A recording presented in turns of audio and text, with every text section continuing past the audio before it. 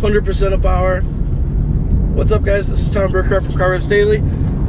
Going out for first drive in the 2017 Hyundai IONIQ Electric. This is the full battery electric vehicle that has no gasoline engine at all. We're all electric, and we're in sport mode right now, enjoying a twisty road in North Carolina here. So we've got paddle shifters that control our regenerative braking settings with 3 levels of eagerness for the regen. So I've got it on the middle level right now and in sport mode, where the car has proved really, really balanced and pretty fun and chuckable around these corners. Oh, feels nice. With the biggest weak link being these super eco tires. But besides that, this car is really a pretty fun little steer. Where the Ioniq for 20 in the Hyundai range, first off comes in is that there is a hybrid available, a plug-in hybrid, and then this full electric, all under the Ioniq nameplate, and all offering really cutting-edge lithium-ion battery technology that is really advanced for Hyundai's first ever hybrid and battery electric vehicles. So the new Ioniq Electric is on sale in the next couple of months just in California, and available for special order in the rest of the United States for the first year or so, and then it will have a wider rollout after that. So we're getting a little advanced look.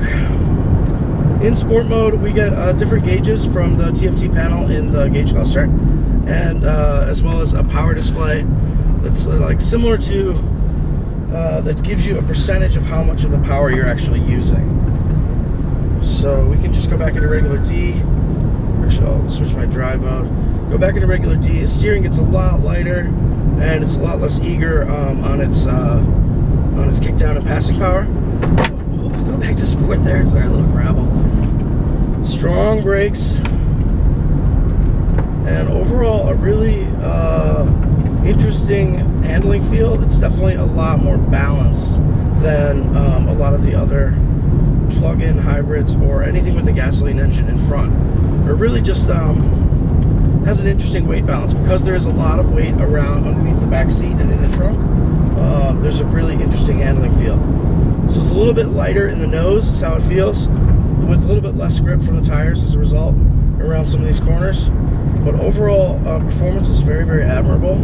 It sort of builds steam and momentum kind of deliberately versus like a big kickdown event in a real performance car, or even the new Ioniq Hybrid, which has a twin clutch automatic transmission.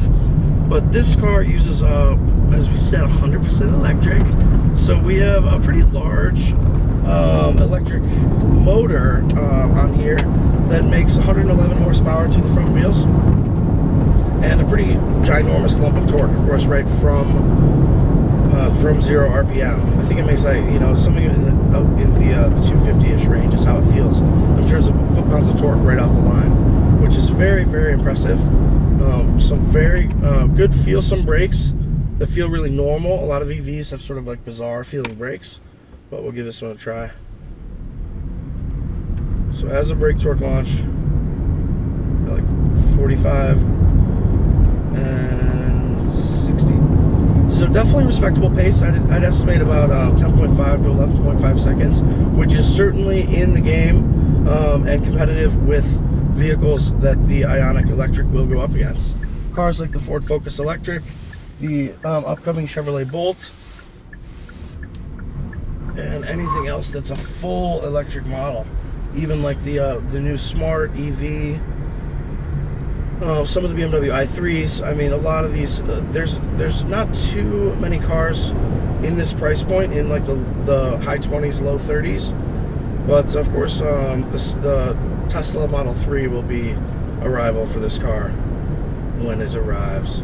So the new Ioniq from Hyundai really, it just is conventional and drives like a premium European sports sedan, even though it has these alternative powertrains.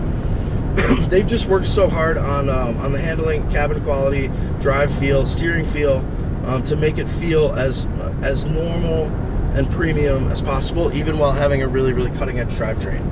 So what does that mean? I mean, it means that even though we have a hatchback shape, still normal back seat, good cargo room, some traditional controls that are very that are sort of evolved. We've got push button shifters here versus the gear lever selector in the regular Hybrid Ioniq. But the push button is really easy. Also electronic parking brake in this battery electric Ioniq, and then the shift paddles is another big upgrade.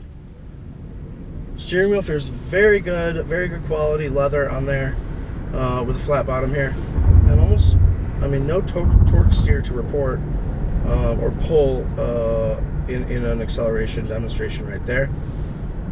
So that's very good. And the car has a little bit of the hybrid whir and the regen whir as you come up to a stop sign. But under acceleration, you just hear a slight sort of whoosh, and a little bit of just a little bit of super high-tech noise. I mean, in general, it's extremely quiet and refined, which is really important for a battery electric vehicle, because when you don't have that engine noise from a gasoline motor in front, it can sort of amplify the other senses of noise. Like in the Teslas, for example, they have crazy wind noise and tire roar, whereas this car seems to keep it really in check. The tire roar front, and you don't really get a sense of wind roar until you're close to 90 or 100 miles an hour is when you start to sort of hear it. So I mean, we're at 70 right now. It's just so easy and so chill.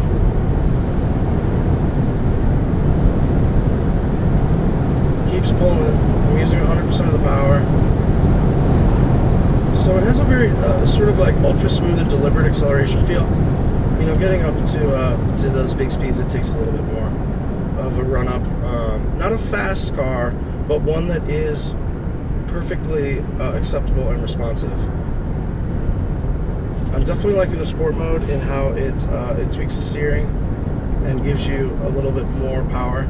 And then one of the big assets for this car is that, similar to the Chevrolet Bolt, you've got these paddles that control the level of regen. So on level 3 regen, I mean, the car is almost braking itself to a stop, even without me touching the brake. Whereas like in 0, it'll actually coast and kind of zoom along when you give it the full gas. Whereas some cars like the BMW i3, for example, are locked in to always having a regen capability, and they won't coast, which some people like, but it's definitely hard to get used to and definitely pretty off-putting for the first couple times you drive the car, because it just feels like it slams on the brakes the moment you come off of the gas pedal. But this, having control over it with the shift pedals here is a really nice compromise, because you can make the most of that driving range, which is about 120 miles, but at the same time have a level of control over how it's going to drive. If you do not like if you want it to coast like I do, or anybody who's coming out of a conventional car, you have that option. It's not like something is forced upon you. So there's a super high-tech vehicle in this Ioniq battery electric, but with some conventional touches that make it just familiar enough to be easy and lovable for anybody who might not be a hardcore electrics and alternative powertrains fan. So far, the car seems great. It really is a huge asset for Hyundai. They're coming out of the blocks with this Ioniq 3-pack in the hybrid, plug-in hybrid, and then the full electric, with pricing from about $27,000 for the initial hybrid, a few grand more for the plug-in, and then a base price of about $36,000 for this Ioniq battery electric. And at that point, it feels like terrific value. For the battery electric, you've got the standard configuration or the ultimate package. We are in the ultimate with the big moonroof and adaptive cruise control and a number of other nice things to have, like this nav and everything.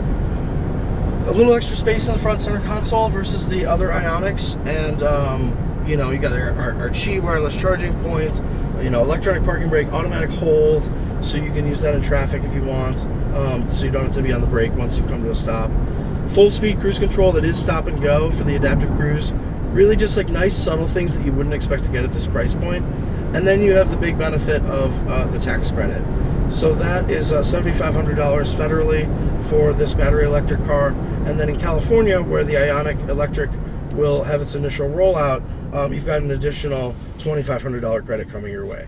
So that $36,000, $37,000 price goes to about $27,000. At which point this becomes a vastly more affordable and engaging proposition than vehicles like Leaf or the Focus Electric or even the upcoming Chevy Bolt. Hyundai made a really good point about the Bolt. The Bolt is almost like an extra 100 miles of range versus this Ioniq Electric. About 120 miles of range, plays about 240 for the Bolt. But their car is about $8,000 more expensive, and the vast majority of drivers, about 99%, do not need that range in their daily driving. So as long as you have the capability of plugging in the Hyundai Ioniq every couple days, this 120 mile range is absolutely sufficient and true to life. We've been driving it as hard as we can on our little test track, and haven't really been able to make a big dent in its range.